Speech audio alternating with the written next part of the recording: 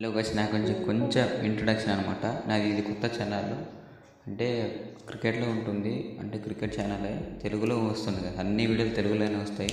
క్రికెట్లో ఎవరెవరు ఏమేమి అన్నారు, క్రికెట్లో ఏం జరుగుతుంది, కాంట్రవర్సీ అవి ఇవన్నీ చెప్తుంటాను అనమాట. ప్లీజ్ మీరు సబ్స్క్రైబ్ చేసి ఒకటి పెట్టుకోండి, కొంచెం షేర్ కూడా చేయండి గాస్, ప్లీజ్ యార్. జైషా అయితే for the first time position of ICC chairman guys.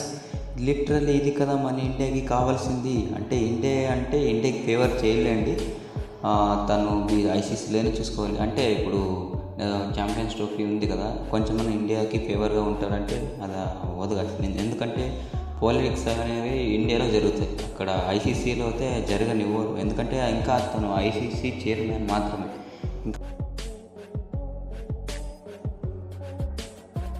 Team India squad అయితే అనౌన్స్ అయింది, కానీ అంటే ఉమెన్స్ టీం అనమాట. ఈసారి కప్పు కొడుతుందో లేదో పక్కన పెడితే మనం కొంచెం సపోర్ట్ చేయాలి. ఎందుకంటే ఆ ఉమెన్స్ కానీ తక్కువ మంది సపోర్ట్ అంటే ఇండియా మ్యాచ్ చూస్తారు, డబ్ల్యూపీఎల్ చూస్తారు, లేదని లేదు. అంటే కొంచెం మన ఇండియాకి కూడా సపోర్ట్ చేయాలి కదా, మనం చేయాలనుకుంటే ఇంకెవరు చేస్తారు చెప్పండి.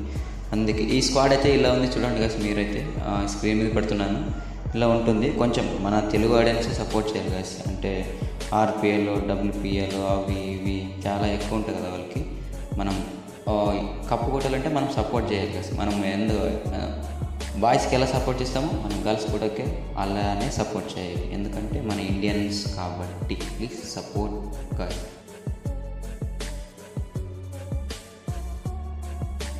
KL Rahul update guys. అంటే KL Rahul meets LLG owner Sanjiv గారిని తనైతే కలవడం జరిగింది. అంటే ఐపీఎల్ గురించి అడుగుతాడంట. ఏం మాట్లాడారంటే ఐపీఎల్ రిటెన్షన్ గురించి. అంటే వాళ్ళు ఏమో మాట్లాడుకుంటారు అంటే ఇలా ప్లేయరు, ఇలాంటి ప్లేయర్ నాకు కావాలి, ఇలాంటి ప్లేయర్ నాకు వద్దు అని అడుగుతారు కదా క్యాప్టెన్స్. అందుకే తను అడిగారంట. అంటే ఆర్సీబీ ఫ్యాన్స్ పాపం కొంచెం ఫీల్ అవుతుందబ్బా. ఎందుకంటే కేఎల్ రాహుల్ ఆర్సీబీలోకి వస్తాడు, ఫేక్ రూమర్స్ అయితే క్రియేట్ చేసి ఉన్నారు కదా మీడియాస్ అయితే. పాపం ఆర్సీబీ ఫ్యాన్స్ని తలుచుకుంటే చాలా బాధ అనిపిస్తుంది. నేను కూడా ఆర్సీబీ ఫ్యాన్లే అండి, దానికి చెప్తున్నాను అంతే.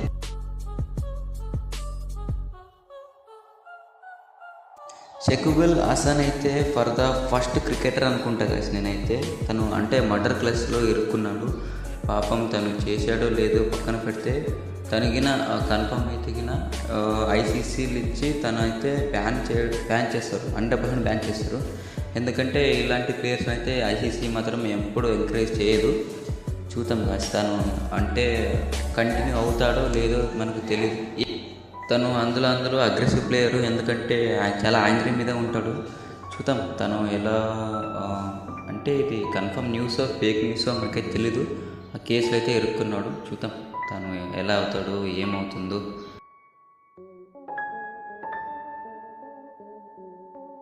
రిషబ్ పంత్ గారు అయితే తన యూట్యూబ్ మనీ నుంచి చాలా డబ్బులు అయితే అరేంజ్ చేసుకుని ఉంటారు. కానీ తను ఒక మొన్న అయితే మా యూట్యూబ్ నుంచి మనీ వచ్చిన డబ్బులన్నీ కలిసి ఎవరికో అంటే పేదవాళ్ళకు డొనేట్ చేస్తానని చెప్పారు కదా. దానికి అందులో నుంచి 90,000 అయితే తను ఒక అబ్బాయికి స్కూల్ ఫీజు అయితే కట్టాడట. తన క్రికెట్లో అయితే ఫన్నీగా ఉంటాడు, కానీ బయట మాత్రం చాలా గోల్డెన్ హార్ట్ అని చెప్పుకోవచ్చు. కానీ ఇంకోసారి ప్రూవ్ చేసుకున్నాడు తను గోల్డెన్ హార్ట్ అని. చూద్దాం, మనం కూడా సపోర్ట్ చేయాలి కదా రిషబ్ పంత్కి. చాలా థ్యాంక్ యూ సార్. చాలామంది పేద పిల్లలు అయితే ఉంటారు, వాళ్ళకి డొనేట్ చేసిన